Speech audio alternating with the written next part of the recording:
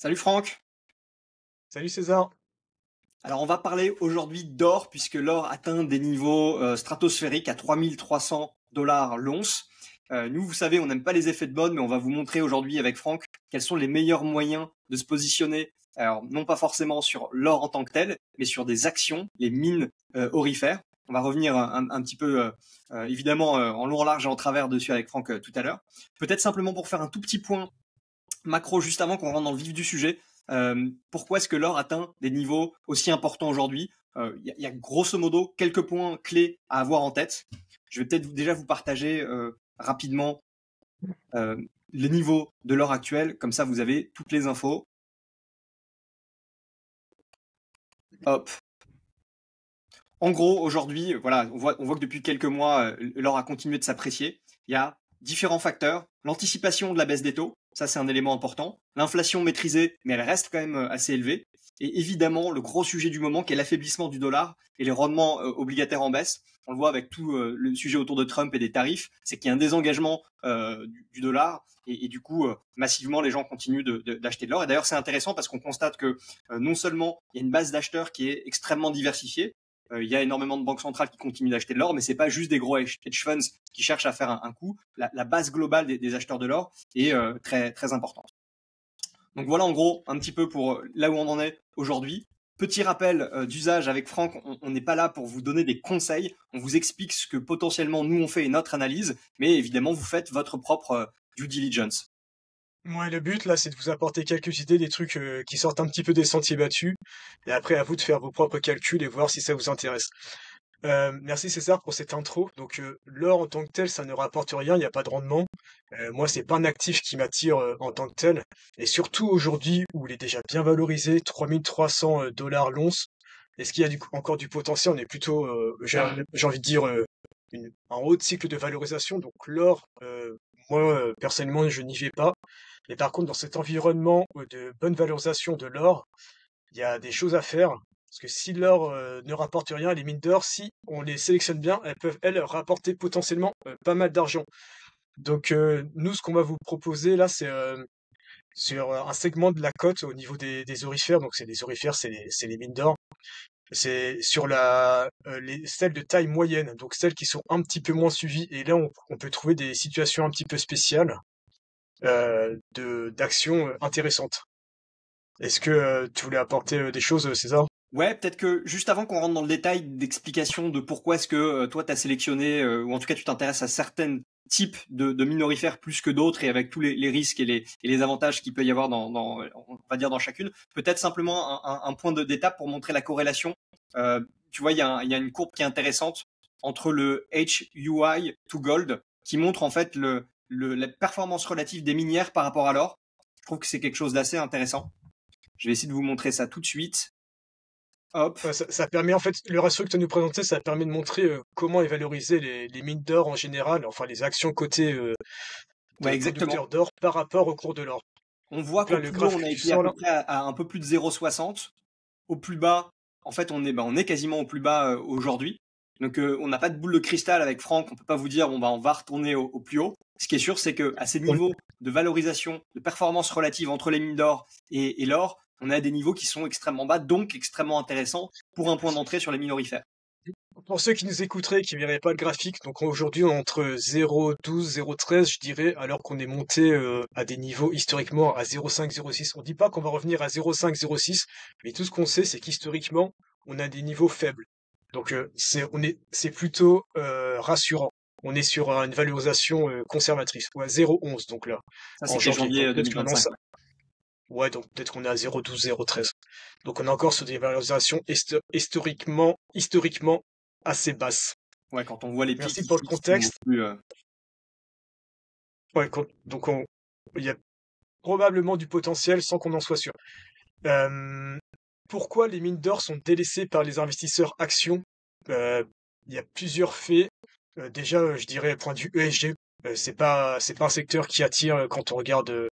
C'est sale, c'est mal vu, on fait des trous dans la terre. Enfin bref, c'est le Far West un petit peu de ce côté-là. Et ceux qui sont des investisseurs ESG, ils vont plutôt passer leur chemin sans regarder la capacité bénéficiaire ou quoi que ce soit. Donc ça, c'est un premier élément. deuxième chose, les mines d'or ou les actions liées aux matières premières en général, ce sont ils ont une très mauvaise réputation auprès de la communauté financière parce que c'est dilution à gogo, donc émission d'actions pour financer de l'exploration, pour financer des frais fixes, etc.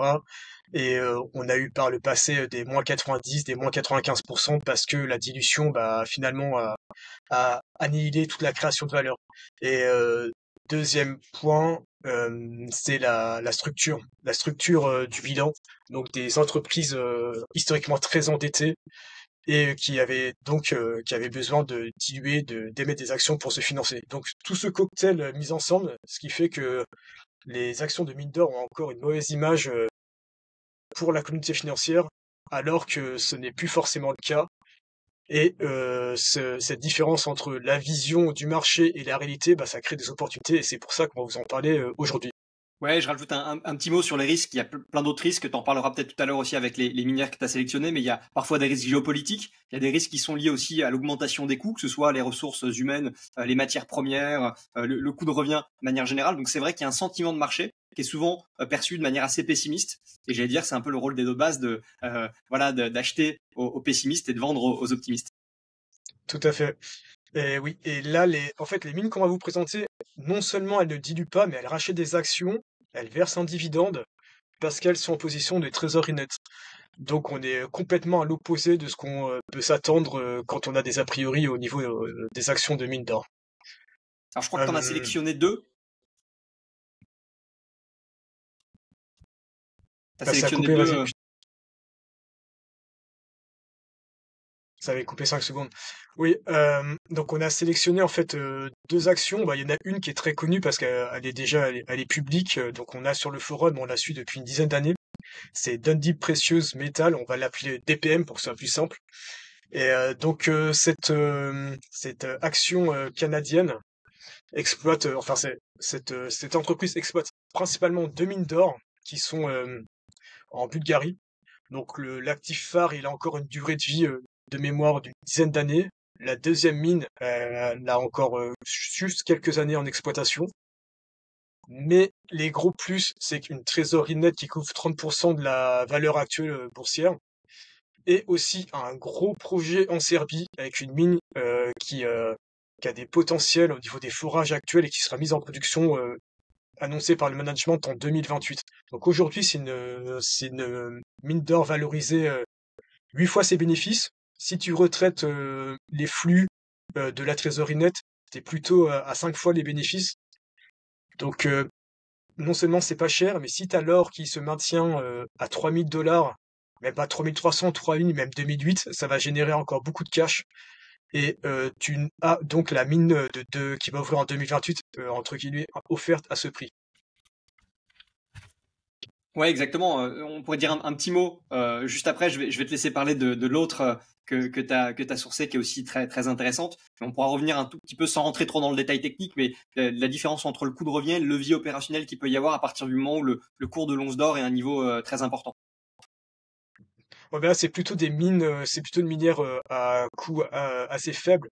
Donc le levier, il a déjà été en place. Tu auras plus ce boost sur la rentabilité, mais c'est juste que ça va cracher un peu plus. Là, peut-être pour ceux qui sont un petit peu plus aventuriers, ils pourraient aller regarder sur les mines qui ont des coûts d'extraction élevés, parce que peut-être qu'aujourd'hui elles sont faiblement rentables, voire un petit peu en perte, et c'est peut-être vers ces actions-là que tu peux avoir un gros un gros effet de levier sur les bénéfices futurs, parce qu'aujourd'hui elles génèrent rien du tout, mais si demain ça se maintient à 3003 ou si vous pensez que l'or va encore progresser, allez voir sur les mines, sur les minières qui ont des coûts élevés. Nous, c'est pas notre pari. Aujourd'hui, ce qu'on veut vous présenter, c'est plutôt faible risque, mais malgré tout un gros potentiel. Donc là, on a Dundee Precious Metal. On va peut-être préciser, il y a quand même quelques risques sur DPM, comme on l'appelle. C'est que le management, il est peu impliqué. Il a moins de 1% du capital. Donc on peut se demander s'il y a vraiment un alignement des intérêts entre les actionnaires et le management. Donc ça, c'est un petit point négatif quand même, qu'il faut quand même avoir en tête. Regarder les rémunérations et voir s'ils achètent plutôt des actions ou s'ils sont plutôt vendeurs. Ils sont pas très acheteurs, donc ça c'est un peu dommage. Et l'autre petit bémol, c'est que là, ils sont proposés pour la prochaine Assemblée générale de mettre en place une espèce de pilule empoisonnée pour éviter des OPA donc des rachats hostiles. Donc certains observateurs pensent, enfin eux ils mettent ça en avant pour éviter de se faire racheter à un prix trop faible et qui ne valorise pas le projet serbe. Mais en étant objectif, c'est quand même pas une super bonne nouvelle. Donc voilà pour faire le tableau un peu sur DPM. Donc aujourd'hui, 8 fois les bénéfices, 5 fois retraité du cash, ça rachète des actions, ça les annule. Donc on est plutôt sur quelque chose qui est quand même assez prudent par rapport au secteur, sans dire que c'est sans risque. Et peut-être pour simplement compléter, sans revenir sur les différents paliers, aujourd'hui on est à un cours de l'or qui est quasiment au plus haut. Ça serait une explosion potentielle des profits. Ça va être une explosion potentielle des profits pour DPM, avec un ROE qui est autour de 50% et des estimations entre 360 et 500 millions d'euros de bénéfices. Donc c'est forcément, eux tirent pleinement parti du fait qu'ils aient un coût d'extraction, ou on va dire un coût de maintien tout compris aux alentours de 900 $. Ouais, un point mort assez faible. Et c'est aussi les deux entreprises qu'on vous présente, elles produisent aussi du cuivre. Donc ça s'appelle c'est un coproduit, ce qui vient réduire en fait ce prix de revient, ce point mort sur le coût d'extraction. Euh, Peut-être qu'on passe à la deuxième entreprise. Bon, la deuxième entreprise, c'est un peu un cousin germain de DPM parce que c'est presque le même profil avec deux actifs phares. Donc une mine au Canada avec une bonne durée de vie, plus de 10 ans de mémoire, et une autre mine secondaire mais qui produit pas mal avec un prix de revient très faible au niveau du coût d'extraction de l'or, mais qui est en Turquie. Donc avec une durée de vie de mémoire de 5-6 ans, avec des prolongations possibles. Ce qu'il faut savoir sur les durées de vie des mines, souvent ce qui est annoncé par le management, c'est la vision entre guillemets pessimiste. Parce qu'il y a des forages, on a une très belle visibilité, et avec les forages supplémentaires, on peut augmenter les durées de vie. C'est très rare qu'une mine s'arrête comme ça du jour au lendemain. On peut gagner toujours 1, 2, 3, 4, 5 ans. Et voir les zones sur les côtés, on peut rajouter quelques années. Et là, ça va être un petit risque géopolitique quand même sur la Turquie. Pour l'instant, ça se passe bien. Il y a eu des petits soucis. Le permis a été réaccordé en 2024. Donc, il y a une certaine visibilité. Et là, c'est encore mieux entre guillemets, vu que la valorisation boursière de Santerra Gold est couverte à environ à 45% par sa trésorerie nette. Et eux, ce sont des racheteurs, j'allais dire compulsifs d'actions. Ils rachètent à tout va. Et enfin, à tout va, non, ils sont quand même assez prudents. Ils font attention au cours et ils sont assez opportunistes et ils rachètent beaucoup d'actions. Donc, pour les annuler. Donc complètement le contraire de ce qu'on disait tout à l'heure sur la dilution. Et cerise Et sur le pareil, gâteau. il y a un, Ouais, vas-y. ouais, il y a aussi un projet sur le Molbilden, je sais plus si on dit ça en français. Donc là, c'est un peu gratuit. Donc c'est un actif qui est pas valorisé par la bourse. C'est le cours de cette matière première qui est utilisée pour les alliages d'acier repart à la hausse. Il y a trois actifs, il me semble, au Canada. Et là, ça pourrait générer pas mal de cash supplémentaires. Donc là, cette boîte, elle est valorisée 10 fois les bénéfices, cette entreprise minière. Si tu retraites du cash, on est plutôt à moins de 8 fois et ça rachète des actions, t'as une visibilité sur une grosse minéo. Donc c'est assez serein entre guillemets pour le secteur. Ouais, sur une vision en value, et en plus, ce que je disais, c'est cerise sur le gâteau. Aujourd'hui, avec les niveaux du cours de l'or, on est à peu près à 400 millions d'euros de prévisionnel en bénéfice avec un ROE de 30%. Donc on est sur une boîte qui est extrêmement rentable au niveau actuel, avec le fait de ne pas avoir d'endettement, comme Franck le précisait, c'est quand même tout bénef parce qu'on sait qu'on achète une boîte solide. Ouais, la trésorerie nette, non seulement ça permet de faire, ça rassure sur le fait qu'il n'y a pas de dilution, il y a des rachats, il y a un petit dividende, et en plus tu sais qu'ils sont sereins pour financer leurs projets futurs. Ils vont pas chercher à brader leurs projets, à trouver des partenaires. Donc c'est vraiment des modèles intéressants. Alors Franck, moi j'ai une question un peu systémique à te poser parce qu'il y a plein de gens qui vont nous écouter en nous disant voilà, moi on me dit qu'il faut acheter 5, 10, 15, 20% de tout mon portefeuille en or. Alors on m'a beaucoup parlé d'or physique, d'ETF, etc. Est-ce que toi tu traiterais ces actions orifères comme des actions ou finalement comme une protection matière première? En fait, c'est très compliqué parce que c'est des actions de mine d'or, donc le marché les considère pas vraiment comme de l'or, ne considère pas ces actifs comme de l'or, mais plutôt comme des actions. Si demain il y a un crack sur le marché action, quel que soit le niveau de l'or, sur un effet court terme, elles vont baisser, elles vont être dans le flux vendeur de tout le reste. Mais généralement, si l'or suit à un niveau assez élevé, elles vont rebondir et elles vont permettre de surperformer entre guillemets le reste du marché. Donc oui, c'est de l'or entre guillemets, mais ce sont aussi des actions. Donc elles peuvent bénéficier de l'un et de l'autre et aussi souffrir de l'exposition de leur catégorisation en or aussi. Donc en fait, c'est pas forcément évident. On peut pas forcément dire que c'est de l'or, ni que ce sont purement que des actions. Ouais, en fait, ce qu'on constate sur les courbes, et c'est assez amusant, c'est de voir qu'il y a malgré tout une corrélation entre les actions, les minières aurifères et l'or. Maintenant, il y a des décorrélations temporelles. Là, on le voit en ce moment, puisque effectivement, on a des mines qui sont bien moins bien pricées par rapport au cours de l'or. Et donc, c'est là où on se dit que si on choisit les bonnes mines avec une bonne stratégie value et en tenant compte des risques qui sont associés, parce qu'il n'y a jamais zéro risque, et en ayant une approche très diversifier et pas mettre tous ses œufs dans le même panier. En effet, il peut y avoir un levier opérationnel en plus de la valeur qui est assez faible avec un niveau de risque, on va dire, qui est bien maîtrisé. Tout à fait. Après, là, je voulais rebondir sur le fait que les actions de mine d'or ne sont pas de l'or, elles ne vont pas forcément protéger votre portefeuille. Là, ce qu'on cherche pas, c'est pas forcément à chercher le côté de protection entre guillemets lié à l'or avec des actions de mine d'or. Là, ce qu'on dit, c'est que l'or, il y a un niveau important et que les mines d'or vont générer beaucoup de cash. Donc, ce qu'on trouve intéressant, c'est la génération de cash flow futur et pas forcément de protéger vos portefeuilles. Là, on est plutôt en termes de retour sur investissement parce qu'on trouve que c'est pas trop cher.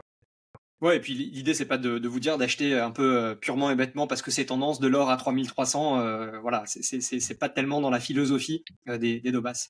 Peut-être avant Avoir un de esprit un petit peu. conclure, Ouais, vas-y. avant de conclure, tu voulais parler peut-être d'une autre société qui traite aussi d'autres types de métaux? Oui, je voulais te parler.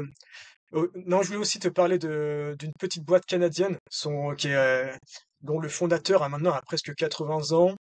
C'est encore le premier actionnaire. En fait, c'est une espèce de mini Franco-Nevada, pour ceux qui connaissent sur les redevances, qui a plus de 200 projets, en fait, c'est un géologue expert dans son domaine au Québec et qui a accumulé au fil des années plus de 200 propriétés et qui les valorise de façon très intelligente. Donc, si vous regardez sur le forum, vous savez de quoi je parle. On partagera sur le forum l'entreprise en question. Donc là, aujourd'hui, il y a une problématique de succession. Les actifs sont pas très bien valorisés en bourse parce que le marché ne comprend pas ce modèle. En fait, c'est une espèce de banque minérale, entre guillemets, avec plus de 200 propriétés et redevances dans l'or. Je dirais, de mémoire, je dirais 20-30%, mais il y a tout métaux, en fait. T'as vraiment de tout. T'as toutes les matières premières, le tout localisé essentiellement au Canada et un petit peu aux US. Et là, c'est une mine d'options, ce titre. Donc, on sait pas quand, mais potentiellement, il y a des projets qui sortiront et ça pourrait être jackpot. C'est une espèce de ticket de loto. Et enfin, au-delà de l'or, il y a toujours des situations spéciales, surtout sur les matières premières. On a une entreprise proposée par Okavango, qui est le spécialiste des matières premières chez les Dobas, et qui nous a proposé une action, une entreprise qui est extrait du fer, qui est aujourd'hui valorisée sous sa trésorerie nette, qui essaie de racheter des actions à gogo. Son principal actif en production, il s'arrête d'ici 1 an ou deux de mémoire. Donc on le sait, il y aura pas de possibilité d'extension infinie. Mais quand on l'achète sous la trésorerie nette, c'est on est assez confiant sur le fait que euh, on a il y a un potentiel certain sur cette boîte. Ouais, et comme toujours, cette idée de pouvoir acheter finalement des entreprises au meilleur prix possible par rapport à leurs actifs tangibles. Tout à fait. Chercher des opportunités, un peu sortir de ce que fait la foule en général. Exactement. En tout cas, si vous avez des questions sur ce qu'on vous a exposé aujourd'hui, n'hésitez pas à laisser un petit commentaire et à vous abonner. Ça permet à la chaîne d'être un peu plus connue. Comme l'a dit Franck, on va poster sur le forum. Pour ceux qui connaissent pas le forum et les Dobas, vous pouvez aller sur dobas.com. Vous aurez toutes les infos. Et alors, il y a plein d'articles de blog qui sont gratuits. Et après, effectivement, il y a une souscription pour ceux qui veulent aller un peu plus loin. N'hésitez pas à nous dire en commentaire s'il y a d'autres sujets qui vous intéressent pour qu'on aille plus loin et on continuera de prendre Et en je, compte ce que vous dites. Je rappelle que le sujet sur Dundee Precious Metal, DPM, il est en accès libre. Donc vous avez toute la recherche effectuée par l'ensemble de la communauté depuis plusieurs années. On le mettra sous la vidéo. N'hésitez pas à consulter, ça représente un peu le travail qu'on fait. Et, euh, et c'est gratuit, donc il n'y a pas plus, il y a pas plus value comme proposition. Exactement. Eh ben merci Franck et à très vite Merci à pour toi, une César. nouvelle analyse. Ciao.